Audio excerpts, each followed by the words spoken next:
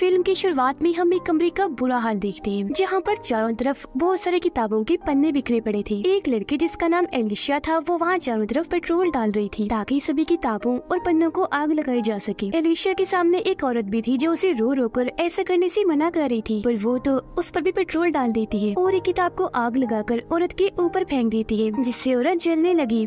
वो मारी जाती है। उसके साथ ही कमरे में भी आग लग जाती है और सारा ही कमरा जलने लगता है। यहाँ एक कंप्यूटर भी रखा था जो भी आग में जल रहा था, लेकिन वो अभी भी ऑन था और उस पर एक मैसेज लिखा हुआ था, she will be the one to die, यानी अब वो मरने वाली है। इसके बाद हमें 6 साल के बाद की कहानी दिखाई जाती है, जहाँ पर कहानी की मेन कैरेक्टर एक लड़की को देखते हैं जिसका नाम एंजेला था। वो और उसके कुछ दोस्त थे जो सब राइटर बन रहे थे और एक कॉलेज में साथ पढ़ा करते थे। ये सब लोग फिर अपने बुक क्लब की मीटिंग में आती है। ये यहाँ पर अपने अपने लिखे गए नॉवेल्स और किताबों के बारे में एक दूसरे को बताते हैं और ऐसे ही नई नई नॉवेल्स कहानियाँ पढ़ के एक दूसरे के साथ उस पर बातें भी करते हैं। आज जिस किताब की बात कर रही थी वो ड्राउनी किताब थी, पर इसी बातचीत के दौरान एक लड़की सिबास और एंजेला के दोस्त की बहस हो जाती है, जिस वजह से एंजेला का दोस्त नाराज होकर वहाँ से चला जाता है। एंजेला उसके पीछे जाती है बात करने। उसका दोस्त कहता है कि सिबास मुझे बिल्कुल पसंद नहीं, तुम मेरी दोस्त हो इसलिए तुम भी उससे दोस्ती तोड़ दो। लेकिन एंजेला ऐसा करने से मना कर देती है कि तुम दोनों मेरे लिए बराबर हो, ये तुम्हारा आपस का मसला है, मैं नहीं कर सकती ऐसा। जिसके बाद रात को सिबास और एंजेला बातें करती हैं। वो उसे बताती है कि एक बात की वजह से मैं बहुत परेशान हूँ, मैंने 6 साल से एक भी किताब नहीं लिखी और अब मुझे ऐसा लगता है जैसे मैं कोई राइटर ही नहीं हूँ। जिस पर सिबास उसे तसल्ली देता है कि तुम फिक्र ना करो, अगर किताब लिखने में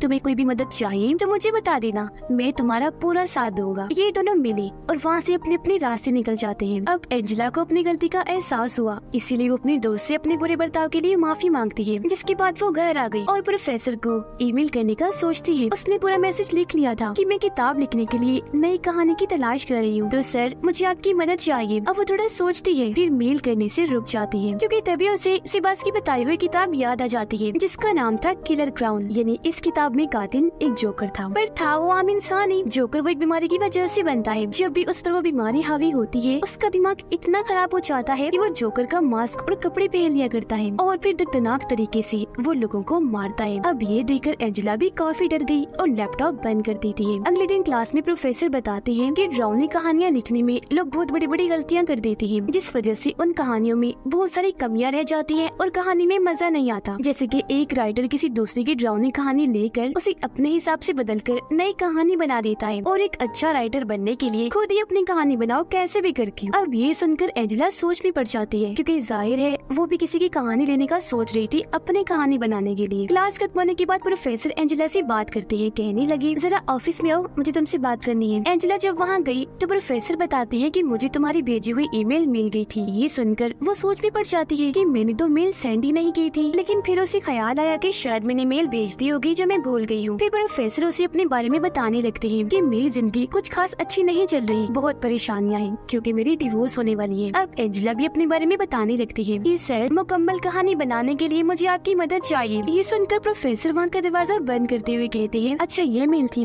लेकिन मुझे तो कोई और ही मेल मिली थी। ये कहकर वो अजीब तरह से एंजेला के पास आया और उसके साथ बदतमीजी करने लगता है, जिस वजह से उसे इतना गुस्सा आ गया कि वो जोर से प्रोफेसर को टांग मारती है और कहती है जल्दी से दरवाजा खोलो, अगर तुमने ऐसा ना किया तो मैं चिल्लाने लग जाऊंगी। तब प्रोफेसर दरवाजा खोल तो देता है, लेकिन साथ में उसे धमकी भी देता है कि अगर तुमने इस बारे में किसी को कुछ बताया तो मैं तुम्हें बर्बाद कर दूंगा। लेकिन क्योंकि वो बहुत दुखी थी, उसे गुस्सा भी था, इसलिए वो इस बारे में अपने सब दोस्तों को बता देती है, पर प्रोफेसर के खिलाफ रिपोर्ट नहीं करती। लेकिन उसके दोस्तों को बहुत गुस्सा था। वो फैसला करते हैं कि इस चीज का बदला हम प्रोफेसर से लेकर ही रहेंगे ताकि आगे से वो ऐसी हरकत ना करे। इसलिए अब ये सारे दोस्त रात के वक्त जोकर का मास्क लगाते हैं और प्रोफेसर को सबक सिखाने चले जाते हैं। उस जगह गई जहाँ प्रोफेसर था और वो इनसे डरकर भाग ही रहा था कि तभी कोई और भी मास्क पहना अनजान आदमी वहाँ आ जाता है, जिसने हाथ में हथौड़ी पकड़ी हुई थी जिसकी तेज बारीक नोक थी। प्रोफेसर जब उसके पास गया तो वो हथौड़ी से उस पर हमला कर देता है। हथौड़ी प्रोफेसर के सर में लगी, जिससे वो जख्मी हो गया, लेकिन जल्दी से अपनी जान बचाने के लिए ऊपर की तरफ भागा जहाँ पर एंजेला थी। प्रोफेसर को बहुत डर लग रहा था, इसलिए वो हड़बड़ी में वहाँ से भागने लगा, लेकिन अचानक उसका पैर फिसला और वो ऊपर से सीधा नीचे जाके गिरता है। नीचे नोक वाला खम्बा लगा हुआ था जिसके ऊपर प्रोफेसर गिरा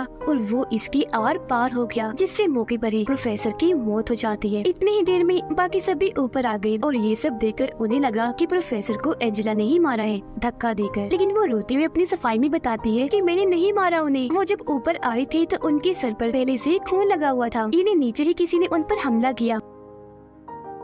क्योंकि ये सब दोस्त थे इसलिए फैसला करते हैं कि जो हुआ सो हुआ, हम इस बारे में किसी को कुछ नहीं बताएंगे। पर एंजेला कहती है कि नहीं, पुलिस को बुला लेती है क्योंकि उन पर किसी ने हमला कर दिया था। जिस पर सारे लोग उसे समझाते हैं कि नहीं, ऐसी बहुत बड़ी मुसीबत खड़ी हो सकती है। जिसके बाद वो सारे अपने अपने जोकर के मास्क को जला देते हैं और वादा करते हैं कि बस इस राज को यही दफन कर दो, कोई किसी को कुछ नहीं बताएगा। जिसके बाद सबको यही लगने लगता है कि प्रोफेसर ने खुद अपनी जान ली थी। अब उन दोस्तों की जिंदगी में सब पहले जैसा नॉर्मल तो हो चुका था, लेकिन एंजेला प्रोफेसर की मौत का जिम्मेदार खुद को समझती थी, जिस वजह से वो हर वक्त परेशान रहने लगी थी। खैर अब कुछ दिन के बाद कोई इन सब के पास एक नॉवल का पहला चैप्टर भेजता है, जिस चैप्टर का नाम था डेथ ऑफ द प्रोफेसर, यानी प्रोफेसर की मौत। ये सुनकर सभी काफी हैरान और परेशान हो जाते हैं, लेकिन फिर एक दूसरे पर ही शक करने लगे कि ये सब कुछ हम में से ही कोई एक कर रहा है, क्योंकि जाहिर है प्रोफेसर की मौत की सच्चाई इन लोगों के अलावा और कोई नहीं जानता था। लेकिन फिर भी ये काफी डरे हुए थे। कुछ दिन के बाद सिबास एंजेला को बताता है कि उस नॉवल का दूसरा चैप्टर भी आ गया है। वो जब उसे पढ़ती है तो इस चैप्टर का नाम था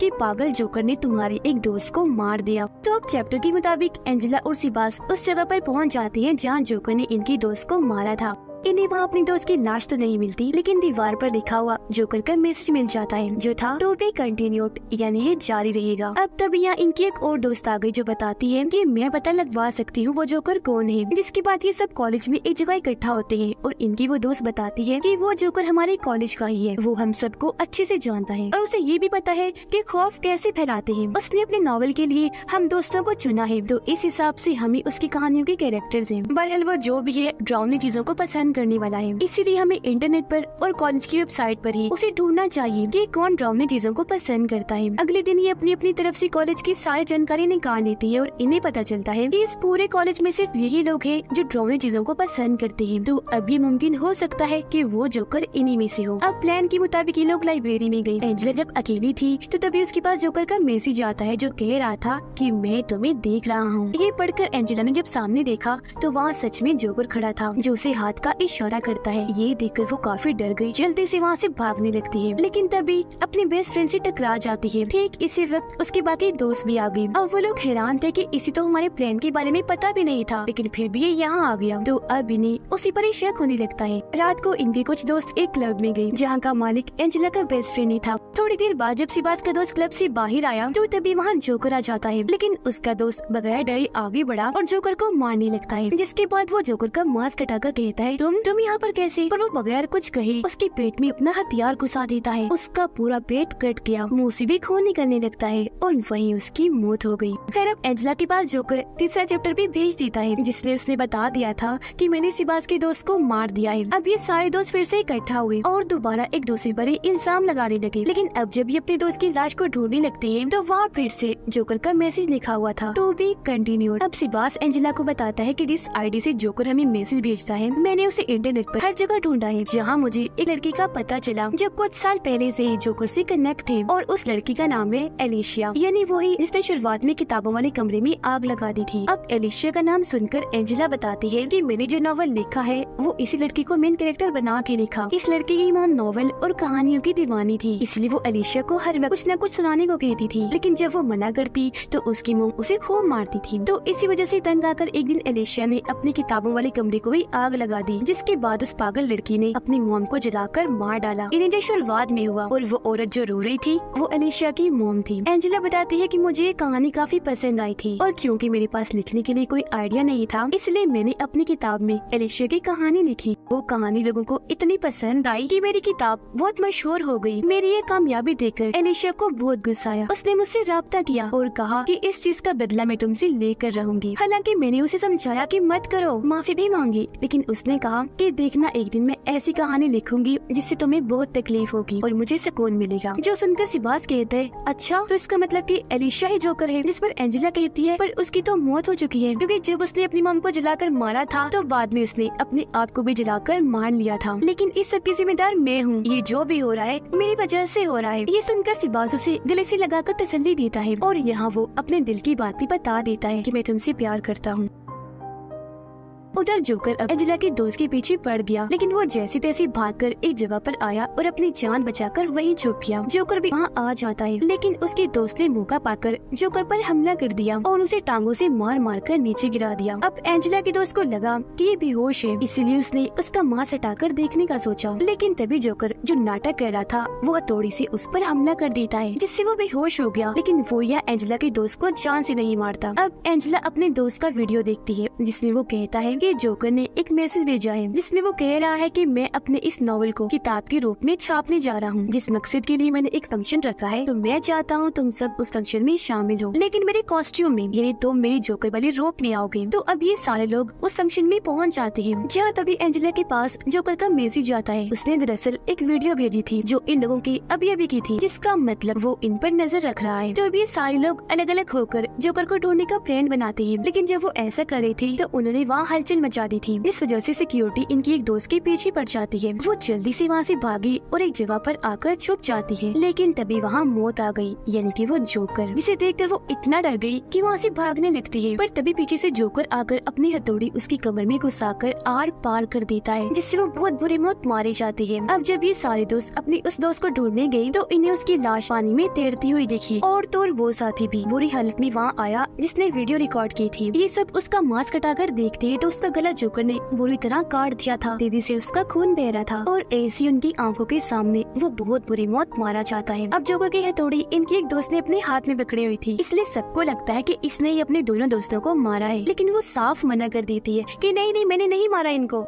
इस सारी सूरत हाल की वजह से एंजेला भी होश हो जाती है, और जब उसे होश आई तो उसका बेस्ट फ्रेंड एंजेला को एक वीडियो दिखाता है जिसमें जोकर ने सिबास को पकड़ के बांधा हुआ था। एंजेला जब सिबास को बचाने उस जगह पर जाती है तो वो ये देखकर काफी हैरान रह जाती है कि ये लोग अपने जिस दोस्त पर शक कर रहे थे उसे भी बुरी तरह जख्मी कर दिया था। उसकी हालत मरने वाली थी, लेकिन वो एंजेला को बताती है कि मैं जोकर नहीं हूँ, जो बताकर उसकी मौत हो जाती है। तब उसके बाद एंजेला सिबास के पास जाकर उसे बचा लेती है। ठीक इसी वक्त यहाँ पर एंजेला का बेस्ट फ्रेंड भी आ गया, जो उसे बहुत हैरान कन जानकारी देता है। कहने लगा कि असल में सिबास ही जोकर है, क्योंकि एंजेला ये सब कुछ वो इसलिए कर रहा है क्योंकि तुम्हारे लिए पागल है, तुम्हें पाना चाहता है। अब तभी सिबास अपनी जगह से उठा और अपनी हथौड़ी को उसके बेस्ट फ्रेंड के पेट में घुसाकर बुरी तरह उसे जख्मी कर देता है, जिसके बाद वो हथौड़ी दिखाकर एंजेला को भी डराने लगा और कहता है कि हाँ, मैं ही क्लोन वो जोकर हूँ, और ये भी सच है कि ये सब मैंने तुम्हें पाने के लिए किया, ये सब मैंने पूरे प्लान से किया। मैंने पहले सारी कहानी बनाई, फिर कैरेक्टर्स बनाए, और फिर एक एक करके जिसकी बारी थी उन सबको मार दिया, जिससे यहाँ हम समझ पाए कि वो असल में एक पागल राइटर है, जो अपने मकसद को पाने के लिए अपनी कहानी को ऐसे खतरनाक मोड़ देता है कि उसे हर हाल में वो पूरा करता भी है। ये सब बताते बताते वो एंजेला के काफी पास आ गया। तब मौका पाकर वो उसकी गर्दन में पेन घुसा देती है, जो आर पार होकर उसके मुंह में घुस गया। उसे तकलीफ होने लगी। तब मौका पाकर वो जल्दी से यहाँ से भागने लगती है, लेकिन तभी सामने एंजेला की एक और दोस्त आ जाती है, वो भी जोकर के कॉस्ट्यूम में, हाथ में उसने भी हथौड़ी पकड़ी हुई थी। वो कहती है, मैं एलिशिया हूँ, जो मरी नहीं थी बल्कि बच गई थी, और मैंने ही सिबास के साथ मिलकर ये सारी कहानी लिखी थी और तुम्हारे सभी दोस्तों को एक एक करके मार दिया। मैंने ऐसा इसलिए किया क्योंकि मेरा प्लान था कि मैं ये साबित करूँ कि तुम्हें भी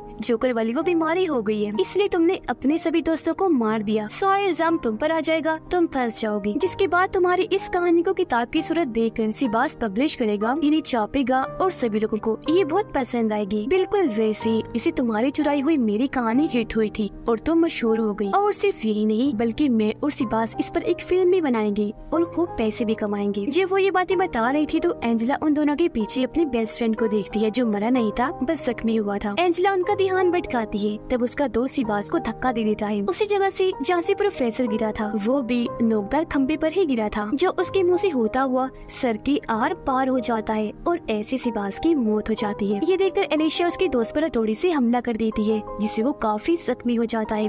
ये देखकर एंजेला वहाँ से भाग गई। तब एलिशिया भी उसका पीछा करती है उसे मारने के लिए। तब वो भागकर बेसमेंट में चली जाती है। अब जब एलिशिया से मारने के लिए आगे बढ़ रही थी तो तभी एंजेला वहाँ बिजली छोड़ देती है, जिससे वहाँ शॉर्ट सर्किट होने की वजह से आग लग गई, जिसकी लपेट में एलिशिया भी आ जाती है और यही उसकी मौत हो जाती है। थोड़ी ही देर में यहाँ पुलिस आ गई, जो एंजेला और उसके दोस्त दोनों को बचा लेती है, क्योंकि वो अभी भी जिंदा था और अब सब कुछ ठीक हो जाता है। इसके बाद कहानी 1 साल के बाद की दिखाई जाती है, जहाँ पर सभी स्टूडेंट्स अपनी राइटर बनने अपनी क्लास ले रही थी और यहाँ पर एंजेला भी थी। वो जब बाहर आई तो तभी उसे अपने सामने जोकर दिखाई देता है जिसने हाथ में हथौड़ी पकड़ी हुई थी। उसने जब मास्क हटाया तो पता चला कि और कोई नहीं बल्कि एलिशिया ही है जो एक बार फिर बच गई और अब वो एंजेला को मारने उसकी तरफ बढ़ती है, जिसे देखकर वो जोर से चिल्लाने लगती है। इसी सस्पेंस के साथ ही ये फिल्म इधर ही खत्म हो जाती है।